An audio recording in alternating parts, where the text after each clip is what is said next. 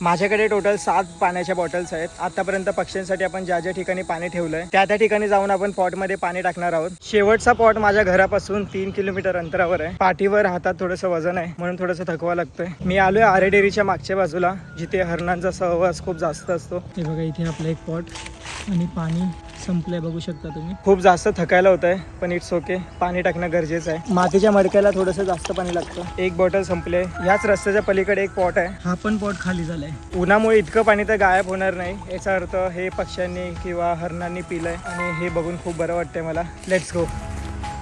तो बघा पॉट समोर.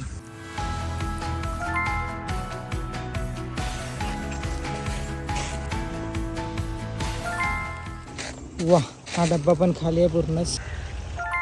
वणीच्या पाड्यातून मी 4 बाटल्या भरून घेतल्या. वणीच्या पाड्यात पाण्याची इतकी चांगली व्यवस्था नाहीये आणि इथले लोक खूप विचारपूर्वक पाण्याचा वापर करतात. आता ही पूर्ण पहाडी मला उतरायची आहे. आता आपण शेवटच्या 4 ठिकाणी जाणार आहोत. सध्या मी जंगल वाटेने जातोय.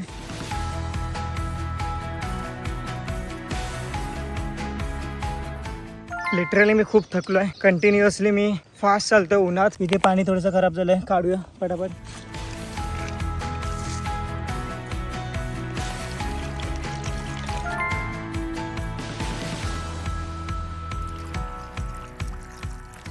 चला, आजच्या पुरते एवढंच. बाकीचे पॉट मी कालच लावले होते म्हणून त्यात पाणी टाकायची काही गरज नाही. आय होप तुम्हाला आजचा व्हिडिओ आवडला असेल. Thank you so much for watching. Bye bye, take care.